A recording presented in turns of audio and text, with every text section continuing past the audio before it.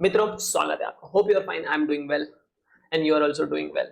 तो ये है मेरा part 3 of ratio analysis rapid revision चल रहा है। इसके अंदर मैं क्या करता हूँ, जो भी रेशियोज है मैं आपको सामने पढ़ूंगा और आपको बताऊंगा कि ऐसे कैलकुलेट करते हैं। That's it and I hope this videos are very helpful you one day before exam और उसके पहले जब भी आप रिवीजन करो वो सारी चीजें, ठीक है। तो इसके पहले के दो वीडियो अगर आपने नहीं देखे, डिस्क्रिप्शन में लिंक है, जाके देख लेना, part 1 and part 2। This is part 3 all about the profitability ratio. आइए स्टार्ट करते हैं। देखो, अगर आपको ये नोट्स चाहिए, this notes are available in the Telegram group. Description के बॉक्स में टेलीग्राम चैनल का बॉक्स आ रहा होगा।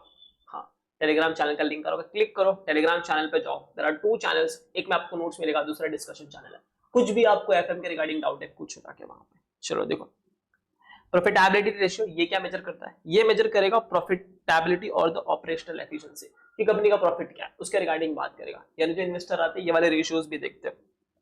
फर्स्ट, पहला आप प्रॉफिटेबिलिटी निकालना सीखोगे बेस्ड ऑन सेल्स। सेल्स के बेसिस पे प्रॉफिट निकालना सीखोगे। सेल्स कितना है तो मेरा जीपी कितना, सेल्स कितना है मेरा नेट प्रॉफिट कितना, वो सारी चीजें। तो पहला रेशियो होता है आपका ग्रॉस प्रॉफिट, जिसको शॉर्ट में बोलते हैं जीपी रेशियो, और इसका अनदर नाम होता है ग्रॉस प्रॉफिट मार्जिन। ठीक है, क्या होगा ये? तो इसका फॉर्मूला एकदम सिंपल है, ग्रॉस प्रॉफिट ऊपर लिखो, नीचे सेल्स लिखो, मल्टीप्लाई बाय 100 करो। कंपेयर करना है, बड़े अमाउंट से कंपेयर करेंगे, ठीक है। So gross profit divide by sales multiply 100। Sir GP कैसा निकलता है? जीपी निकालना है तो आप सेल्स माइनस सीओजीएस करो। क्या करोगे आप? Sales minus COGS. Second ratio आपका होता है नेट प्रॉफिट रेशियो और द नेट प्रॉफिट मार्जिन। कौन सा रेशियो होता है? Second ratio is net profit ratio और the net profit margin. Sir वो कैसा निकलता है? So the net profit ratio is equal to net profit upon sales multiply by 100। जैसे जीपी था, जीपी की जगह पे नेट प्रॉफिट रखने का, बस मल्टीप्लाई बाय 100 करोगे, आपका आंसर परसेंटेज में आएगा। और इसका अनदर फॉर्मूला होता है निकालने का, अर्निंग आफ्टर टैक्स ले लो, divide by sales multiply by 100 कर दो। फिर अगर आप चाहो तो प्री टैक्स प्रॉफिट रेशियो भी निकाल सकते हो। टैक्स लगाने से पहले का प्रॉफिट रेशियो क्या होगा? तो उसका फॉर्मूला एकदम सिंपल है, सेल्स नीचे रखना है, earning before tax divide by sales multiply by 100, जिसको शॉर्ट में बोलते हैं ईबीटी। ठीक है, चलो सी पार्ट पे जाते हैं। If the question is want कि आप कैलकुलेट करो ऑपरेटिंग प्रॉफिट और ईबीआईटी रेशियो। अगर मैं बोलूं ऑपरेटिंग रेशियो निकालो या फिर ईबीआईटी रेशियो निकालो, तो आपको समझ जाना आपको यही वाला रेशियो निकालना है। सो ऑपरेटिंग प्रॉफिट इज बिजनेस, जब ऑपरेट होता है उससे क्या प्रॉफिट आ रहा है, उसका रेशियो। सो यहाँ का फॉर्मूला बनेगा ऑपरेटिंग प्रॉफिट और EBIT divide by sales multiply by 100। Formula क्या बनेगा? ऑपरेटिंग प्रॉफिट और EBIT divide by sales multiply by 100। Sir how we can calculate the operating profit? Operating profit निकालने का फॉर्मूला होता है, आप सेल्स लो, उसमें से सीओजीएस माइनस करो और जो भी आपके ऑपरेटिंग एक्सपेंस है वो माइनस करो, आपको मिल जाएगा ऑपरेटिंग प्रॉफिट। एंड ईबीआईटी का फुल फॉर्म क्या होता है sir? EBIT is nothing but earning before interest and taxes. That's it, done. और लास्ट में आपका आता है third ratio is based on the sales expenses ratio, कि मैं मेरा खर्चा कितना हो रहा है। तो देखो, you can calculate the expenses ratio in 3-4 जितने भी यहाँ पे लिखे हुए हैं। पहला, अगर आपको सीओजीएस का रेशियो निकालना है तो आप सीओजीएस ऊपर रखो, सेल्स नीचे रखो, मल्टीप्लाई बाय 100 कर दो। अगर आपको ऑपरेटिंग एक्सपेंस का खर्चा निकालना है, ऑपरेटिंग एक्सपेंसेस रेशियो निकालना है, वहां पे जो था वो ऑपरेटिंग प्रॉफिट था। याद रखना, लोग ना यहाँ पे बहुत कंफ्यूज होते हैं। एक होता है ऑपरेटिंग एक्सपेंस रेशियो, एक होता है ऑपरेटिंग रेशियो। इन दोनों में बहुत भारी लोग कंफ्यूज हो जाते हैं। अगर मैं बोलूंगा ऑपरेटिंग एक्सपेंस तो सिर्फ ऑपरेशंस का खर्चा। ऑपरेशंस में क्या होगा? एडमिन का खर्चा, सेलिंग का खर्चा, डिस्ट्रीब्यूशन का ओवरहेड, सिर्फ ये लिखना है and divide by sales multiply by 100। But अगर मैं बोलूं ऑपरेटिंग रेशियो, ऑपरेट करने के लिए तो मुझे ऑपरेशन का खर्चा प्लस सीओजीएस भी तो लगेगा, क्योंकि सामान जो बेचूंगा वो भी तो कॉस्ट लूंगा और जो मेरा खर्चा होगा वो भी तो लूंगा, तो ऑपरेटिंग एक्सपेंस भी लेंगे। तो यहाँ पे उसका फिर रेशियो क्या बन जाता है? COGS plus operating expense divide by sales multiply 100। तो मैं बोलूं ऑपरेटिंग एक्सपेंस क्या है? Sir operating expense is this, admin का खर्चा plus selling and distribution overheads. तो ये रेशियो में ना कंफ्यूज मत होना कभी भी, एग्जाम में बहुत लोग कंफ्यूज होते हैं। तो what is expense operating ratio? जब भी बोला operating ratio, COGS plus operating ratio divide by 100। और अगर मैंने बोला ऑपरेटिंग एक्सपेंसेस रेशियो, सो क्या करना है आपको? एडमिन का खर्चा, सेलिंग एंड डिस्ट्रीब्यूशन का ओवरहेड्स का खर्चा divide by sales multiply by 100। अगर मैं बोला फाइनेंशियल एक्सपेंस रेशियो निकालो, तो जो भी फाइनेंशियल एक्सपेंस होगा उसको ऊपर रखना, सेल्स नीचे रखना, डिवाइड बाय मल्टीप्लाई बाय 100। तो यहाँ पे हम यही सब एनालाइज करते हैं कि अगर मैं इतना कमा रहा हूँ, इतना मेरा सेल्स हो रहा है, तो मेरे को कितना प्रॉफिट हो रहा होगा। ठीक है, आगे बढ़ते हैं। अब इसके अंदर फाइनेंशियल एक्सपेंस में क्या आएगा वो देख लो। It includes it excludes taxes, taxes हटा देना, लॉस ड्यू टू थेफ्ट, चोरी हुई थी, लॉस की वजह से चोरी हो गई और उससे हमको लॉस हो गया, वो हटा देना। गुड डिस्ट्रॉयड हो गया बाय फायर, वो भी हटा देना। तो फाइनेंशियल एक्सपेंस के अंदर आपको ये सारी चीजें हटा देनी है, टैक्स हटा देनी है, लॉस ड्यू टू थेफ्ट हटा देना है, and good destroyed by fire वो भी हटा देना है। एंड एडमिनिस्ट्रेशन एक्सपेंस रेशियो और selling and distribution expense ratio भी आप कैलकुलेट कर सकते हो। कैसे कैलकुलेट करेंगे सर? अगर मैं बोल रहा हूँ एडमिनिस्ट्रेशन एक्सपेंस रेशियो निकालो तो आप क्या करोगे, एडमिन डिवाइड बाय एडमिन का खर्चा divide by sales multiply by 100। अगर मैंने बोला एसडी यानी सेलिंग एंड डिस्ट्रीब्यूशन का एक्सपेंस रेशियो निकालो तो आप क्या करोगे, सेलिंग एंड डिस्ट्रीब्यूशन ऊपर रखोगे, नीचे क्या रखोगे, सेल्स मल्टीप्लाई बाय 100। काम खल्लास। अब दूसरा रेशियो होता है प्रॉफिटेबिलिटी में, which is based on return on asset और इन्वेस्टमेंट, कि जो मैं पैसा इन्वेस्ट कर रहा हूं, जो मैंने एसेट में पैसा डाला, वहां से मैं कितना पैसा कमा रहा हूं, ठीक है। तो उसके अंदर क्या होते हैं, ये बच्चे होते हैं। आप एक तो निकालते हो ROA that is return on asset, दूसरा आप निकालते हो return on capital employed, third निकालते हो रिटर्न ऑन इक्विटी। जो आरओए है उसके दो बच्चे होते हैं, एक होता है रिटर्न ऑन टोटल एसेट्स, कि टोटल एसेट्स के ऊपर मुझे कितना रिटर्न मिला, और दूसरा होता है रिटर्न ऑन नेट एसेट जिसको बोलते हैं रोना। तो अगर आपको टोटल एसेट्स पे निकालना तो उसको बोलेंगे रोटा, अगर आपको नेट एसेट्स पे निकालना उसको बोलेंगे रोना। So what is difference between total assets and net assets, ये मैंने आपको बताया। Total assets include what, your fix current and non current and current both the things, non current and current both the things. अगर मैं net assets बोलता हूं तो इसके अंदर क्या होता है, फिक्स एसेट्स में जो डेप्रिसिएशन का पार्ट है वो आप माइनस कर लेते हो, और नेट एसेट लेते हो, नेट करंट एसेट्स लेते हो जिसमें आप current liability, current assets minus current liability करते हो, ठीक है। ये कैसे आता है बताता हूँ, चलो एक बार इसकी झलक दिखला देता हूं। सबसे पहले आप लेते हो net fix assets, got it. और नेट फिक्स एसेट्स में अगर कोई डेप्रिसिएशन आ रहा होगा उसको आप माइनस कर दोगे, और दूसरा आप लेते हो नेट करंट एसेट्स।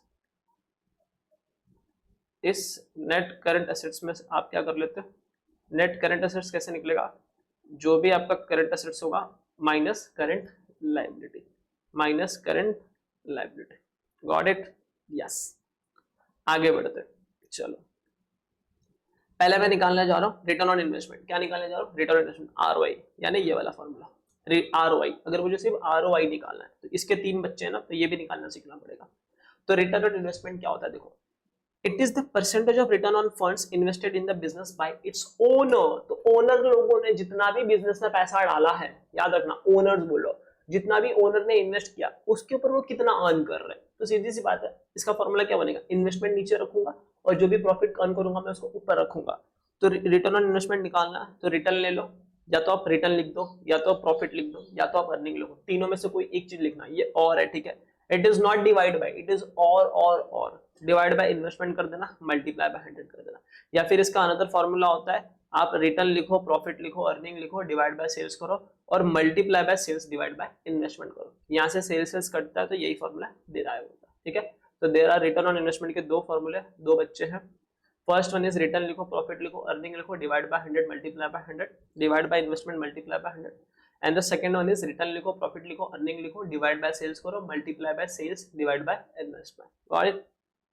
चलो वेरी क्लियर। ये होने के बाद अब हम इसके तीन बच्चे पे पढ़ेंगे। हमारा आरओआई हो गया, अब इसको देखेंगे, इसको देखेंगे, इसको देखेंगे, इसको देखने के बाद ये दोनों देखेंगे, फिर ये दोनों देखेंगे। चलो क्या बोलता है देखो,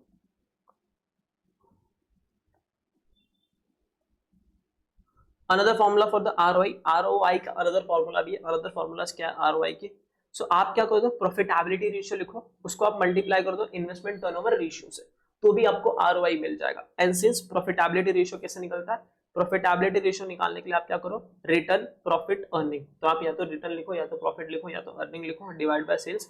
एंड इन्वेस्टमेंट टर्नओवर कैसे लिखना है, मैंने बोला ना, जब जब टर्नओवर आया सेल्स ऊपर आ जाएगा, तो सेल्स डिवाइड बाय इन्वेस्टमेंट लिख दो। तो आप ऐसे भी दिखा सकते हो ROI.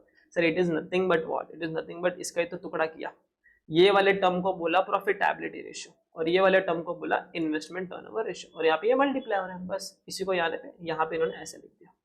Got it this thing, ये भी फॉर्मूला समझा आरओआई। चलो आगे बढ़ते हैं। आरओआई अगर आपको इंप्रूव करना है तो आप इंप्रूव कर सकते हो, कैसे इंप्रूव करेंगे, so ROI can be improve by either improving profitability और इन्वेस्टमेंट टर्नओवर रेशियो, और बाय बोथ। तो आप क्या करो, या तो प्रॉफिट को बढ़ा लो, या तो इन्वेस्टमेंट टर्नओवर रेशियो को इंक्रीज करो। जैसे ये दोनों इंक्रीज करोगे आपका आरओआई भी इंक्रीज होगा, क्योंकि ये दोनों मल्टीप्लाई हो रहा है, तो मल्टीप्लाई होगा तो ये आंसर इंक्रीज होगा, क्योंकि आप जितने बड़े बड़े नंबर को मल्टीप्लाई करोगे उतना आंसर बड़ा आएगा, वैल्यू बढ़िया। The next formula is return on asset, जिसको हम लोग बोलते हैं ROA. What ROA, what it measures relation between the net profit and assets employed. तो जो भी नेट प्रॉफिट एसेट एम्प्लॉयड उसके बीच का रिलेशन बताता है। और कैसे निकलता है, ROA is equal to net profit after tax divide by average total assets. या तो देखो ऊपर में सब जगह पे क्या आएगा, net profit after tax, net profit after tax, net profit after tax. So net profit after tax divide by average total assets, और या तो आप लिख सकते हो net profit after tax divide by average tangible assets, और या तो आप ले सकते हो net profit after tax divide by average fix assets. Note sometime total assets में आल्सो भी कंसीडर इंस्टेड ऑफ एवरेज. तो समटाइम आप एवरेज की जगह पे टोटल एसेट्स भी कंसीडर कर सकते हो. अब यहाँ पे बोला here the net profit is exclusive of interest. अब ये जो नेट प्रॉफिट आपको ऊपर दिख रहा है वो इंटरेस्ट के बिना लिया हुआ है, ठीक है, यानी इंटरेस्ट का इफेक्ट हटाने के बाद दिया हुआ है. अब देखोगे अगर स्टेटमेंट बनाओगे, लिवरेज चैप्टर अगर पढ़ोगे तो इंटरेस्ट के बाद इंटरेस्ट माइनस करने के बाद ईबीआईटी आता है, फिर आप इंटरेस्ट माइनस करते हो तो आपको मिलता है अर्निंग बिफोर टैक्स, फिर आप टैक्स माइनस करते हो आपको मिलता है अर्निंग आफ्टर टैक्स. तो यहाँ पे जो दिया वो नेट प्रॉफिट आफ्टर टैक्स दिया. Now here the net profit is exclusive of interest as assets are also financed by lender and hence ROA can be calculated as. तो अगर क्वेश्चन ने बोला कि ये यहाँ पे जो कुछ असेट्स है वो लेंडर्स ने भी फाइनेंस किया, यानी बाहर वालों ने भी फाइनेंस करके रखे, तो उस केस में आपका ROA कैसे निकलेगा? आप ले लेना नेट प्रॉफिट आफ्टर टैक्स, उसमें प्लस कर देना इंटरेस्ट और divide by average total assets, average tangible assets और एवरेज फिक्स्ड. इन तीनों में से कोई एक वैल्यू लेना है. ये उसके अंदर फिर से डिवाइड नहीं किया है. This is nothing but read as और इसको दूसरा तरीका है निकालने का, और आप दो चीज निकाल सकते हो इसी सेम आरओए में. जब लेंडर से पैसा लिया होगा तो ईबीआईटी लिखना ब्रैकेट में 1 माइनस टी, और ये जो टी आएगा ये आप इन डेसिमल्स में लिखना, ठीक है, और divide by average total assets करना. इस वाले फॉर्मूले को हम लोग बोलते हैं रिटर्न ऑन टोटल एसेट्स. और अगर आप EBIT 1 minus T divide by average net assets करोगे तो इस वाले को हम लोग बोलते हैं रिटर्न ऑन नेट एसेट्स, जिसको बोलते हैं रोना. क्या बोलते हैं? रोना. रोना है बेचारा. चलो ये होने के बाद हम लोग नेक्स्ट पे बढ़ते हैं. And the next thing is return on capital employed. What the return on capital employed. एक minute.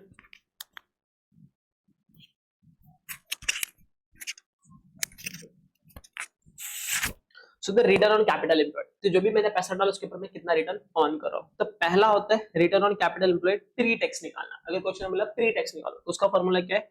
EBIT divide by capital employed multiply by 100. और अगर उसने बोला पोस्ट टैक्स तो ईबीआईटी 1 माइनस टी करना, तो आप पोस्ट टैक्स पे आ जाओगे. पोस्ट टैक्स ये जो टी लिखना है आपको इन डेसिमल लिखना है, ठीक है. ये जो भी टी आएगा इसको लिखना है in decimal, divide by capital employed multiply by 100. वो होने के बाद sometimes it is also calculated. अब समटाइम आप ऐसे भी कैलकुलेट कर सकते हो. कैसे? आप ले लेना net profit after tax, that is PAT और ईएटी. तो आप नेट प्रॉफिट आफ्टर टैक्स लेना, उसमें ऐड करना interest divide by capital employed multiply by 100. तो this is the third formula. So the three formula is ROCE before tax, pre-tax, EBIT divided by capital employed multiplied by 100. Post tax लेना है EBIT 1 minus T divided by capital employed multiplied by 100. और sometimes it is also calculated as net profit after tax plus interest divided by capital employed multiplied by 100. अब capital employed कैसे निकलता है सर? It is calculated as what? Total assets में से current liability minus करना, ठीक है. Whatever is your total asset, take total assets fix plus current assets, उसमें से आप करंट लायबिलिटी माइनस करो. या फिर आप क्या कर सकते हैं? Fix assets plus working capital. जो भी फिक्स एसेट्स है वो ले लेना, उसमें वर्किंग कैपिटल ऐड करना. या फिर इसका थर्ड तरीका भी होता है, another way is equity plus long term debt. Equity और लॉन्ग टर्म डेट को ऐड कर दोगे तो भी आपका यही आंसर आएगा. तो इसको हम निकाल सकते हैं capital employed. Moving with the third return, that is return on equity. अब हम रिटर्न ऑन इक्विटी के बारे में पढ़ते हैं कि रिटर्न ऑन इक्विटी कैसे निकलता है. तो it is the profitability of equity funds invested in the firm. कि जो भी इक्विटी वाले पैसा डालते हैं वो बोलते हैं हमें कितना कमा के दोगे, हमारी कितनी अर्निंग हुई, उसके बारे में बात करते हैं, ठीक है. तो देखो कैसे निकलता है. The formula of this is was very simple. Net profit after tax लेना है, उसमें से माइनस करना है प्रेफरेंस वाले को डिविडेंड. बोले प्रेफरेंस वाले आप जाओ अपने घर पे, ठीक है, भेज दिए उनको. डिवाइड बाय करना या तो दो चीजें, या तो नेट वर्थ से डिवाइड करना या फिर इक्विटी शेयर होल्डर फंड से डिवाइड करना. याद रखना ये net worth divide by equity share holder fund नहीं है. तो the formula is very simple. Return on equity is equal to net profit after tax minus preference dividend divide by, नीचे क्या रखना है, नेट वर्थ और या फिर share holders equity share holders fund, multiply by 100 करोगे. इसका आंसर जो भी आएगा आपको परसेंटेज में आएगा. Then return on equity using DuPont model. अब ये डुपॉन्ट है बेचारा, इतना अच्छा आदमी है ना, जूने आदमी है. डुपॉन्ट किसी का तो नाम हो, फॉर्मूला बना के चला गया और इसके अंदर इसने क्या कर दिया, जो रिटर्न ऑन इक्विटी होता है ना आरओई, उसको उसने 3 टुकड़ों में बांटा. और एक एडवांस लेवल पे जाओगे जो आपको अभी यहाँ पे नहीं, फिर 5 टुकड़ों में भी, वो 5 स्टेप्स में भी बांटा. तो व्हाट आर द 3 पार्ट्स, हमको सिर्फ वही चेक करना है. तो एग्जाम में अगर इसका आंसर है तो कैसा आएगा, वो क्या बोलेंगे, कैलकुलेट डुपॉन्ट. वो सिर्फ इतना बोलेंगे, calculate return on equity by using DuPont model. तो आपको सबसे पहले 3 रेशियो निकालने पड़ेंगे, एंड में मल्टीप्लाई करना पड़ेगा और आपका आंसर आ गया. तो देखो इसके अंदर क्या करते हैं, इसके अंदर 3 रेशियो निकालते हैं. पहला रेशियो हम निकालते हैं प्रॉफिटेबिलिटी और द नेट प्रॉफिट मार्जिन. कौन सा रेशियो निकालते हैं, प्रॉफिटेबिलिटी और द नेट प्रॉफिट मार्जिन. तो वो निकालने का फॉर्मूला होता है, या तो आप प्रॉफिट लो और नेट इनकम लो, तो ऊपर क्या रखेंगे, प्रॉफिट या फिर नेट इनकम, और नीचे क्या रखेंगे, या तो सेल्स या तो रेवेन्यू, और इसको सॉल्व कर देना और मल्टीप्लाई बाय 100 कर देना, इसको मल्टीप्लाई बाय 100 कर देना, आपका एक आंसर आ जाएगा। ये होने के बाद the second thing what you do, second आप निकालोगे इन्वेस्टमेंट और असेट और कैपिटल टर्नओवर रेशियो। कौन सा निकालोगे, या तो इन्वेस्टमेंट टर्नओवर रेशियो, या तो असेट, या तो कैपिटल। तीनों का नाम सेम ही है, आप तीनों की जगह पे कोई भी वर्ड यूज कर सकते हो। तो how effectively a company converted asset into sales, इसका मतलब होता है कि कंपनी असेट को कैसे अपने सेल्स में कन्वर्ट कर रही है। तो इसका फॉर्मूला सिंपल है, जब भी मैंने बोला टर्नओवर आया तो ऊपर क्या जाएगा, सेल्स, तो या तो आप सेल्स ऊपर लिख दो या तो रेवेन्यू लिख दो, डिवाइड बाय, या तो नीचे इन्वेस्टमेंट आएगा, अगर इन्वेस्टमेंट नहीं है तो आप असेट लिख दो, असेट नहीं है तो कैपिटल लिख दो। तो तीनों में से कोई एक इन्फॉर्मेशन दिया होगा, आप तीनों में से कुछ भी लेके सॉल्व करोगे, आपका आंसर आएगा। अदरवाइज जैसा क्वेश्चन ने बोला वैसा चल जाएगा, ठीक है। और इसका आंसर कुछ परसेंटेज में नहीं लिखना, जो भी आएगा वो लिख देना, टाइम्स में आंसर आ जाएगा। सेकंड चीज निकालने के बाद आप तीसरी चीज निकालोगे, इक्विटी मल्टीप्लायर। क्या निकालोगे, इक्विटी मल्टीप्लायर, और वो कैसे निकलता है, या तो इन्वेस्टमेंट और असेट और कैपिटल, अब पर रख दो, divide by share holder equity, ठीक है। तो इक्विटी मल्टीप्लायर फॉर्मूला होता है, या तो इन्वेस्टमेंट रखो ऊपर, या तो असेट या तो कैपिटल, तीनों में से कोई ऊपर रख दो, and divide bye share holders equity. तो फॉर्मूला इज इन्वेस्टमेंट और असेट और capital divide by equity share holders equity. और अगर अब आपको रिटर्न ऑन इक्विटी निकालना है बट बाय यूजिंग डुपॉन्ट, तो आप क्या करोगे पता है, ये रेशियो जो निकला, ये रेशियो और ये रेशियो, ये तीनों को मल्टीप्लाई कर देना। सर एक सिंपल सा एग्जांपल दे दो ना फटाफट, चलो। फॉर एग्जांपल इसका आंसर आया 10%, इसका आंसर आया 4, और यहाँ पे जाते हैं, फटाफट आ जाओ फटाफट। और सर इसका आंसर आ गया 5, तो मेरा आरओई क्या बनेगा, तो मैं क्या करूंगा, तीनों को ऐड मल्टीप्लाई करूंगा, मैं बोलूंगा 10% मल्टीप्लाई बाय 4 मल्टीप्लाई बाय 5, और इसका आंसर आएगा 10 4 5, अरे बाप रे 200%। तो आरओई कितना हो गया, 200%। ऐसे करके सॉल्व करना है, ठीक है, दैट्स इट। तो मैंने आपको ये भी बता दिया, चलो इसको रहने ही देता हूँ ताकि जब आपको भी ये एग्जाम्पल बाद में याद रहे। और इस हिसाब से आप रिटर्न ऑन इक्विटी निकाल सकते हो बाय यूजिंग डुपॉन्ट मॉडल। कैसे निकालोगे डुपॉन्ट मॉडल का इक्विटी, इट्स सिंपल फॉर्मूला। इसमें इन्होंने क्या किया पता, देखो तीनों को बस मल्टीप्लाई किया, profitability divide by net profit margin. अब यहाँ पे ये और नहीं है, डिवाइड है, उसको उसने मल्टीप्लाई किया, या तो इन्वेस्टमेंट टर्नओवर, या तो असेट टर्नओवर, या तो कैपिटल टर्नओवर रेशियो से मल्टीप्लाई बाय इक्विटी मल्टीप्लाई। तो यहाँ पे जो भी डैश डैश है इसका मतलब होता है और, ठीक है, और मल्टीप्लाई कर दिया इक्विटी मल्टीप्लायर से, और उसका मैंने लाइव एग्जांपल आपको ऐसे करके भी बता दिया। और आरओई निकालने का 1 2 3, ये जो तीनों फैक्टर आपने निकाला है, दैट इज हियर द 1, यहाँ पे 2 और यहाँ पे 3, इसको आप मल्टीप्लाई कर दो, ठीक है, गॉट इट, वाह वेरी नाइस। चलो अब हम लोग कुछ प्रॉफिटेबिलिटी रेशियोज निकालेंगे, but it is from the view point of owner. अब मैं ओनर हूं, मतलब मेरी कंपनी में मैंने पैसा डाला, सब कुछ किया, अब मुझे चाहिए कि भाई कंपनी कितना पैसा कमा रही है, क्या कर रही है, मुझे वो पता लगाना है, ठीक है। तो from the view point of owners के हिसाब से कैसे निकलता है, तो पहला जो रेशियो निकलता है ना, वो आपका रेशियो होता है ईपीएस, जिसको शॉर्ट में बोलते हैं अर्निंग पर शेयर। एकदम सिंपल सा रेशियो होता है।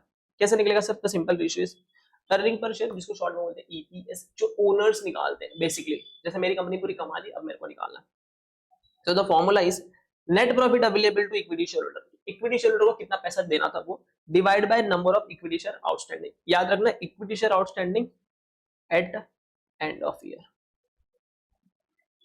ठीक है। So the formula of EPS is very very simple, और इसके बारे में आप डिटेल में पढ़ते हो सर कहाँ, एएस 33 तो इंडेस है, इंडेस 33 होता है, और मुझे ना इसका एएस नहीं याद आ रहा है, एएस के अंदर एक में ईपीएस निकालना पड़ता है, वो मुझे याद नहीं आ रहा है अभी के लिए, सॉरी फॉर दैट।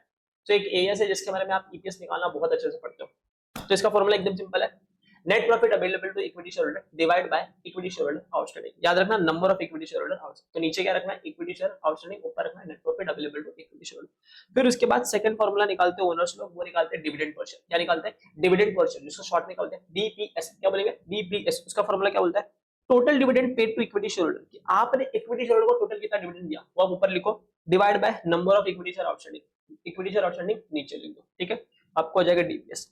फिर सी निकालते हैं dividend pay out ratio DP ratio. Dividend pay out ratio DP ratio क्या होता है, कि मैंने कमाया 100 रुपए और मैंने इक्विटी वालों को 30 रुपए दिए, तो मैंने कितना पे किया, बस उसी को आप डेसिमल्स में निकालते हो। तो उसका फॉर्मूला होता है dividend pay out ratio is equal to dividend per equity share, जिसको बोलेंगे डीपीएस, डिवाइड बाय ईपीएस, यानी this DPS divide by EPS, कि मैंने कमाया, मेरी अर्निंग हुई थी 10 रुपए और मैंने पे किया 3 रुपीज, तो इसका आंसर आएगा 0.3, यानी 1 रुपीज की अर्निंग पे 0.3 मैं पे कर देता हूँ। Got it, 0.3। ये होने के बाद नेक्स्ट रेशियो पे चलते हैं। The next ratio is related to the market और वैल्यूएशन ऑन इन्वेस्टर। अब ये जो रेशियोज होते हैं ना, ये इन्वेस्टर्स के थिंकिंग पॉइंट से, वैल्यूएशन के थिंकिंग, और जो इन्वेस्टर होता है, जो मार्केट होता है, जो वैल्यूएशन कर रहा होता है अपने कंपनी का, उसके पॉइंट ऑफ व्यू से कुछ रेशियोज निकलते हैं। गॉट इट, तो हम लोग वो देखेंगे। तो ये तो आपका क्या हो गया, ये आपका ओनर्स पॉइंट ऑफ व्यू हो गया। अब चलते ये वाले रेशियो पे, and I think this is the last page and your ratio is going to end halas. So profitability ratio related to market valuation or the investor। देखो क्या बोला, सबसे पहले एक रेशियो होता है प्राइस अर्निंग रेशियो, जिसको शॉर्ट में बोलते हैं पी रेशियो, और इसको एक निकालने का तरीका और है। ठीक है, पहले इसे समझते हैं। प्राइस अर्निंग रेशियो, जिसको शॉर्ट में क्या बोलते हैं, पीई रेशियो। क्या बोलेंगे, PE ratio. So here expectation of equity investor about the earning of the share. शायद पी रेशियो निकालने का दूसरा फॉर्मूला भी, केई रेशियो, केई निकालने का दूसरा फॉर्मूला होता है 1/p, ऐसे करके। बड़ो छोड़ो, यहाँ पे आ जाओ। पी रेशियो दूसरा फॉर्मूला क्या है, प्राइस अर्निंग, नाम में है इसके। पीई प्राइस अर्निंग, प्राइस ऊपर रखो, अर्निंग नीचे रखो। सर प्राइस कौन सी, मार्केट में उस इक्विटी की प्राइस कितना उसको ऊपर रखो, और अर्निंग कितना कर रहा है वो नीचे रखो। तो देखो पी रेशियो क्या होता है, it is expectation of equity investor about the earning of the firm. तो पी रेशियो का फॉर्मूला क्या बनेगा, market price per share divide by earning per share. For example अगर इसका आंसर 10 आ गया, तो इसका मीनिंग क्या होता है पता है, कि हम जितना भी पैसा लगा रहे हैं, हमको 10 टाइम्स उसकी अर्निंग नहीं मिल रही। फॉर एग्जांपल इसका आंसर 10 कैसे आएगा, 100 रुपीज मार्केट में प्राइस है, वो 110 रुपीज करके दे रहे हैं, इसका आंसर कितना आएगा, 10। तो हमें अपने अर्निंग को कमाने के लिए 10 टाइम्स अर्निंग और करनी पड़ेगी। जितना भी हम पैसा डाल रहे हैं उसका 10 टाइम्स हमको मिल रहा है। मतलब ऐसा समझ लो कि जो भी हमारी अर्निंग हो रही है, उसको बदले हमको 10 टाइम्स सामने वाले को पैसा देना पड़ रहा है। उस पर बाद में जाओ, रेशियो बाद में इंटरप्रेट करेंगे। एकदम सिंपल, पी रेशियो का फॉर्मूला क्या होता है, एमपीएस अपॉन ईपीएस। और अगर आपको ऐसे भी आता है तो इसमें ना बहुत भारी कंफ्यूजन होता है। तो पहली बात तो इसके फॉर्मूले में ही आंसर है, प्राइस ऊपर रखना है, अर्निंग फिर भी नहीं याद होता है ना, तो ई को समझो एलिफेंट, क्या समझो, हाथी, और एम को समझो मंकी। और अभी ऐसा समझो कि एलिफेंट के ऊपर मंकी बैठा है, तो मंकी ऊपर बैठा है, एलिफेंट नीचे बैठा। अब तो आपको याद रहेगा ना, एमपीएस अपॉन ईपीएस। बहुत भारी कंफ्यूजन होता है, इसके लिए इसका मैंने शॉर्टकट बताया, अदरवाइज मैं नहीं बनाता। सेकंड जो फॉर्मूला है जो इन्वेस्टर्स कैलकुलेट करते हैं, that is dividend and earning yield. जब भी यील्ड वर्ड आएगा ना क्वेश्चन में, तो समझ जाने का कि परसेंटेज में आंसर आने वाला है। ठीक है, तो अगर मुझे डिविडेंड यील्ड निकालना है, और डिविडेंड बोलूं या फिर अर्निंग यील्ड बोलूं, ये always as comparison with market price होता है। कि मैंने मार्केट में इक्विटी शेयर 100 रुपए की चल रही है, तो कितना डिविडेंड कंपनी दे रही है। मार्केट में इक्विटी शेयर 100 रुपए में बिक रही है, मतलब एक कंपनी है, ठीक है, मान लो वो मार्केट में 200 रुपए का उसका इक्विटी शेयर का प्राइस है, तो वो कंपनी अर्न कितना करके दे रही है, 100 रुपए, उसमें से वो डिविडेंड कितना दे रही है, 50 रुपए। ऐसे करके कंपैरिजन करते हैं।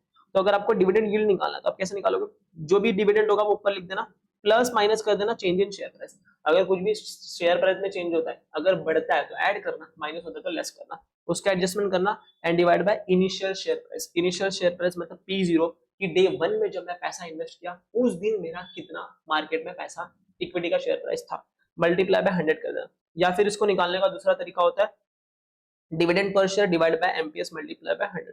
तो अगर आपको डिविडेंड यील्ड निकालना है या फिर अर्निंग यील्ड निकालना है, तो उसका दूसरा तरीका होता है dividend yield and earning yield की बात करें तो पहले डिविडेंड यील्ड। डिविडेंड यील्ड निकालने का फॉर्मूला है dividend plus minus any change in share price divide by initial share price multiply by 100, और dividend per share divide by market price per share multiply by 100। याद रखना पर share. फिर आपको B1 earning yield या फिर earning price ratio निकालना है, तो वो निकालने का अभी यहाँ देखो, अर्निंग ऊपर लिखा, प्राइस ऊपर लिखा, तो सिंपल है, अर्निंग ऊपर जाएगा, प्राइस नीचे जाएगा। So earning per share divide by market price per share multiply by 100। ये किसका फॉर्मूला होता है, अर्निंग यील्ड और earning price ratio. Earning per share divide by market price per share multiply by 100। Then third one is the C, market value और book value per share. अगर मुझे निकालना है मार्केट वैल्यू और book value per share क्या है इस company की, तो एकदम सिंपल सा फॉर्मूला था। अगर आपको मार्केट वैल्यू या फिर बुक वैल्यू चाहिए, डिवाइड नहीं है, इट इज और, तो वो निकालने का फॉर्मूला होता है एवरेज शेयर प्राइस लिखना। ठीक है, जो भी एवरेज शेयर प्राइस है ऊपर लिखना, एंड उसको डिवाइड करना net worth divide by number of equity share. यहाँ पे याद रखना, net worth divide by number of equity share करोगे तो आपको एक वैल्यू मिलेगी, वो नीचे लिख देना, और एवरेज शेयर प्राइस जो मार्केट में चल रही है वो ऊपर लिख देना। तो this is market value divide by book value, ऐसे करके आता है। और इसको निकालने, अच्छा ये और नहीं है, इट इज नॉट और, it is nothing but divide ये करके, बट इन लोगों ने बस इसको क्लासिफाई कर दिया कि average share price divide by net worth divide by number of. तो पहले इसको सॉल्व करना, फिर जो भी वैल्यू आएगी वो लिख देना, और ऊपर एवरेज शेयर प्राइस। और दूसरा निकालने का तरीका होता है closing share price divide by net worth divide by number of equity share. ठीक है, तो नीचे वाला सेम है, बस ऊपर लोगों ने क्लोजिंग शेयर प्राइस। तो एक जगह एवरेज लिख दिया, एक जगह क्लोजिंग लिख दिया। Got it? This is formula for market price and all this. चलो चलो, we are on the end and the last formula is the Q ratio. अरे क्यू रेशियो क्यों आया पता ही नहीं। इसको बोलने वाले थे जो इंसान, उनका नाम था जेम्स टॉबिन। क्या था? James Tobin.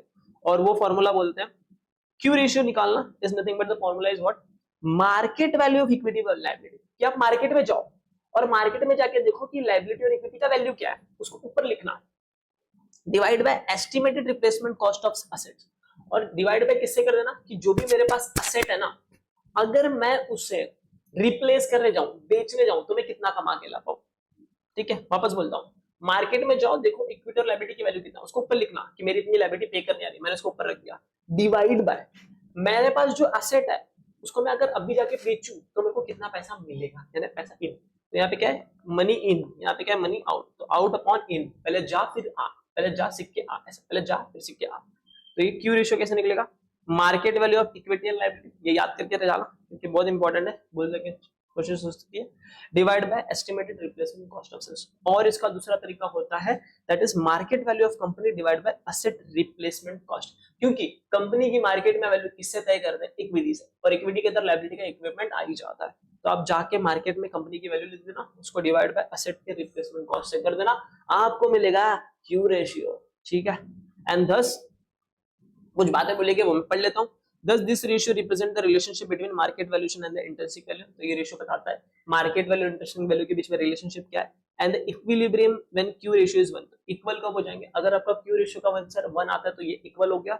And because when it is less than 1, और अगर ये लेस देन 1 होगा then it could mean that stock is undervalued, and if it is more than 1 it could mean that stock is overvalued। तो यहाँ से एक meaning भी निकल के आता है कि अगर ये रेशियो 1 से ग्रेटर देन है क्यू रेशियो, तो आपका जो मार्केट में शेयर प्राइस है वो क्या है? वो ओवर वैल्यूड है। ठीक है, वही बोला ना, if it is more than 1 then it could mean the stock is. और अगर ये 1 से कम होता है, अगर ये 1 से कम होता है, ठीक है, यानी 1 ज्यादा है और आपका जो क्यू रेशियो वो 1 से कम आता है, इसका मतलब ये क्या हो गया? आपका जो शेयर है मार्केट में वो अंडर वैल्यू है। तो ये रेशियो 1 आया तो टेंशन नहीं, 1 से कम आया यानी आपका मार्केट में जो शेयर प्राइस है वो अंडर वैल्यूड है, और अगर 1 से ज्यादा आया तो ये ओवर वैल्यूड है। Got it? और इसी के साथ साथ में अंडर वैल्यू ओवर वैल्यू का भी आपको एक कंसेप्ट समझाते हुए चलता हूँ। कोई भी चीज अगर अंडर वैल्यू है ना तो उसको खरीद लो, यानी समझो कोई भी चीज अगर सस्ती है तो क्या करने का? खरीदने का। और कोई भी चीज अगर ओवर वैल्यूड है उसको बेच दो, यानी कोई भी चीज अगर महंगी है तो आप उसको क्या कर देते हो? निकाल देते हो ना पैसा। Got it? अब देखो कुछ नोट्स है, नोट्स में पढ़ लेता हूँ। ये सेम नोट्स मैंने बताया, आप ईबीआईटी को पीबीआईटी लिख सकते हो, आप ईबीआईटी को पीबीआईटी लिख सकते हो, ईएटी को पीएटी लिख सकते हो, और ईबीटी को पीबीटी लिख सकते हो, यानी जस्ट अर्निंग के जगह पे प्रॉफिट वर्ड डाला हुआ है। Second thing, in the absence of preference dividend, अगर आपको प्रेफरेंस डिविडेंड के बारे में कुछ भी नहीं बोला, then PAT that is profit after tax can be taken as earning available to equity shareholder. तो अगर क्वेश्चन में कुछ भी प्रेफरेंस के बारे में नहीं बोला है ना, कुछ भी नहीं बोला है ना, तो जो भी प्रॉफिट आफ्टर टैक्स है ऐसा अज्यूम करेंगे कि वो इक्विटी वालों का है।